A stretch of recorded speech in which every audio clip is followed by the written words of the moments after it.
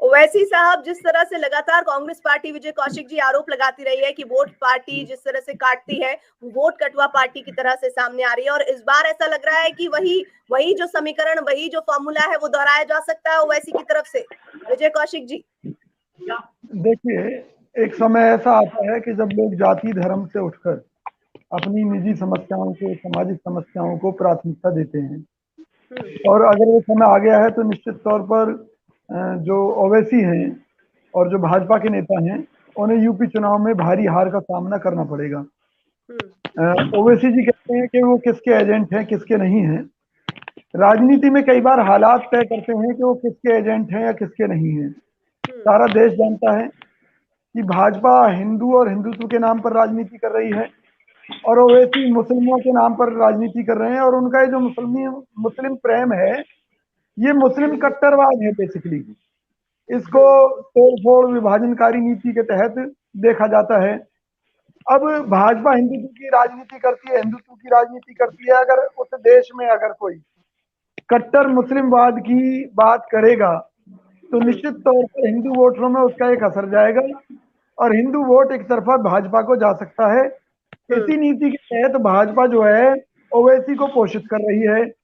अगर ऐसा ना होता तो उनके बयानों के चलते, उनकी नीतियों के चलते ओवैसी को जेल में होना चाहिए था, निश्चित पर तौर लेकिन पर। एक बात बताइए ना विजय कौशिक की, अगर ऐसा होता तो वो जिस तरह से प्रधानमंत्री को लेकर, गृह मंत्री को लेकर अक्रॉस द बीजेपी कोई ऐसा लीडर नहीं है जिसको खरी खरी नहीं सुनाते हैं। अगर ऐसा होता तो वो शब्दों का चयन या अपने बयानबाजी करने से पहले 10 बार या 100 बार सोचते। ऐसा तो लगता नहीं है। और जिस आरोप को आप साबित करना चाहते हैं, वो आरोप तो उस वक्त ध्वस्त हो जाता है जब ओम प्रकाश राजभर कहते हैं कि ओवैसी से हम बातचीत करें कि सीटों का छोड़िए, कितना मिलता है कितना नहीं, आइए साथ लड़िए।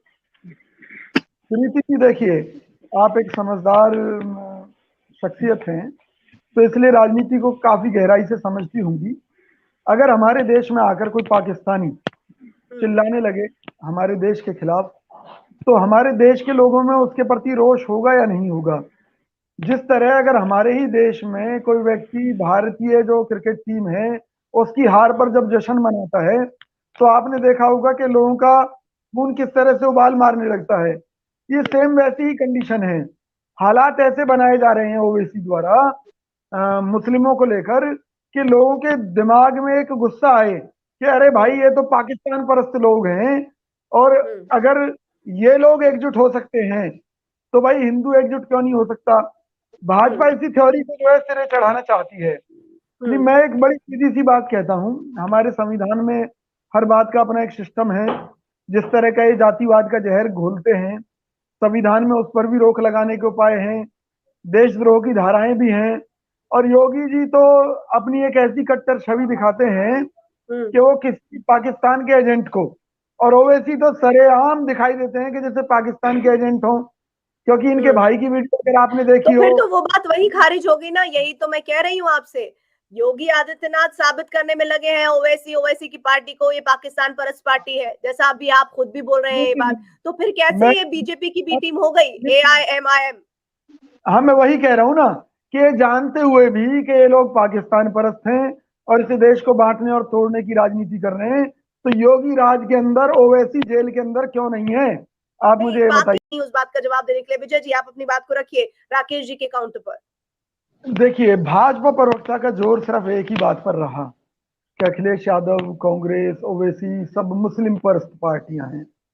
तो इन्होंने तो देश के संविधान की आज धज्जियां तो उड़ाई हैं, और ये साबित किया है कि इनका जो एक नजरिया है वो केवल वोट बैंक को लेकर है, और हिंदू वोट बैंक को लेकर है, कि जितना ये दूसरी पार्टियों के ऊपर ये तमगा लगाएंगे कि वो मुस्लिम परस्त पार्टियां हैं, तो हिंदू इकट्ठा होकर भाजपा को वोट दे देगा। इसी साजिश के चलते इन्होंने ओवैसी को देश भर में हर तरह से उसकी अंदर खाने मदद की है। हमें तो जानकारी ये भी है कि भी फाइनेंस यही लोग करते हैं ओवैसी को, वरना ओवैसी बंधुओं को जेल में होना चाहिए था, इनकी पार्टी पर प्रतिबंध लगना चाहिए था। कैसी बात कर रहे हो? महाराष्ट्र में आपके साथ गठबंधन में है, में जो कुछ है में आपके साथ गठबंधन में है, वो देश विरोधी है। तो वो पार्टी किस तरह से चुनाव लड़ रही है, वो पार्टी किस तरह से मुस्लिमों की बात करती है, केवल मुस्लिम क्षेत्रों में प्रचार करती है, तो उससे साबित होता है कि एक बहुत बड़ी साजिश है। वरना ये अभी परिभाषा बता रहे थे कि भाई वंदे मातरम कहना होगा, तो भाई कांग्रेस ने वंदे मातरम कब नहीं बोला। मैं वही कह रहा हूं कि भाजपा का एक ही मकसद है कि उल्टे सीधे आरोप लगाकर कांग्रेस को एक मुस्लिम परस्त पार्टी घोषित करना।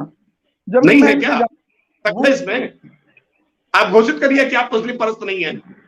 आप बता दीजिए आज की मुस्लिम परस्त नहीं है। मुस्लिमों के दुश्मन है ना आप, तो मुस्लिमों के दुश्मन मानते हैं खुद को। नहीं, हमको देर से चुप है। विजय कौशिक जी, आपके एजेंट है, काहे को डर रहे हैं आप उत्तर प्रदेश चुनाव में? देखिए, देश के अंदर जो इतिहास है उसे अगर आप उठाकर देखेंगे, किसी भी चोर या डाकू ने अपने अपराध को कभी स्वीकार नहीं किया है, तो भाजपा प्रवक्ता अपना अपराध कैसे स्वीकार कर सकते हैं?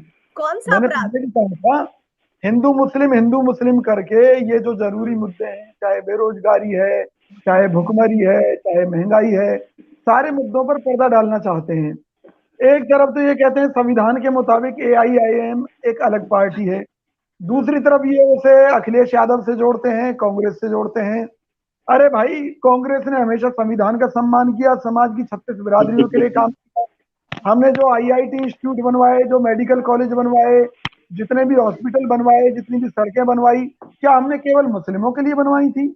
हमने तो 36 बिरादरियों की भलाई के लिए। लेकिन देखिए विजय, देखिए, भाजपा एक ऐसी पार्टी है जिसने देश की राजनीति में जो ध्रुवीकरण, जो मुस्लिमों को के खिलाफ जो है एक माहौल बनाना, हिंदुओं के खिलाफ एक अलग माहौल बनाना, आज हिंदुओं के दिमाग में डर है कि भी ये मुल्क इस्लामिक राष्ट्र ना बन जाए, उस डर को कैश करना चुनाव के दौरान उनके वोट लेकर। भाजपा इस राजनीति पर चलती है, कांग्रेस ने कभी इस तरह की राजनीति नहीं की। मैं दावे के साथ, ईमानदारी के साथ एक बात आपसे कहता हूं कि चुनाव में जीत हार जीत हमारे लिए इतनी महत्वपूर्ण नहीं है जितना इस देश की एकता अखंडता को बचाए रखना, इस देश के सामाजिक सौहार्द को बनाए रखना। बहन प्रियंका गांधी उसी को लेकर काम कर रही हैं। आज नहीं तो कल लोगों की समझ में आएगी असलियत कि ओवैसी जो मुसलमानों के इतने हितचिंतक बन रहे हैं, उसका फायदा बीजेपी लेती है लोगों के अंदर इस्लामिक राष्ट्र बनने का डर दिखाकर। जवाहरलाल नेहरू जी को प्रधानमंत्री बनाया, देश की जनता ने बनाया। इंदिरा जी को प्रधानमंत्री बनाया, देश की जनता ने बनाया। राजीव जी को प्रधानमंत्री बनाया, देश की जनता ने बनाया। भाजपा के परिवार में कितने लोग आतंकवाद का शिकार हुए हैं? इंदिरा गांधी आतंकियों के हाथों मारी गई, राजीव गांधी आतंकियों के हाथों मारे गए। तो जिस परिवार में कुर्बानियां दी हैं, अगर वो परिवार देश की सेवा में आज भी तत्पर है, तो इनके पेट में दर्द क्यों है? मैं ये कह सकते हैं, हमें बताइए ना कि अभी तक अध्यक्ष पद क्यों खाली पड़ा हुआ है? आधी अधूरी चीजें लेकर क्यों कांग्रेस पार्टी चल रही है? और वो भी तब जब देश के सबसे बड़े सूबे में चुनाव होना है और वो लटकता ही जा रहा है। जी, जो ग्रुप है आपका, वो क्या कर रहा है? आरोप लगा रहा है कि पार्टी को कई हाथों में सौंपिए। पार्टी का अपना एक संविधान है, उस संविधान के तहत प्रत्येक प्रदेश में नए मेंबर जो है बनाए जा रहे हैं पार्टी द्वारा। आने वाले समय में वो मेंबर्स तय करेंगे, चुने हुए मेंबर्स तय करेंगे कि पार्टी का अध्यक्ष। ठीक है, अरे माँ बेटी की पार्टी है बताओ, भाई बहन की पार्टी है बताओ, ये पिता पुत्र की पार्टी, माँ बहन की पार्टी, ये इसी प्रकार की पार्टी आप लोग चला रहे हैं। यदि सरकार के काले कारनामों के खिलाफ कुछ बोल सके, सारा देश जानता है हिमाचल उपचुनाव में मिली हार के चलते इन्हें पेट्रोल डीजल के रेट घटाने पड़े, यूपी चुनाव को देखकर इन्हें कृषि बिलों पर वापस कदम खींचने पड़े, और अब ये किसानों वाला मामला है, इनके गले की हड्डी बन गया है। क्योंकि किसान आज न्याय चाहता है, वो MSP पर कानून चाहता है, जिसको ये देना नहीं चाहते। लेकिन यूपी चुनाव के लिए देखिएगा, ये किसानों के पैरों में आपको लेटे हुए नजर आएंगे।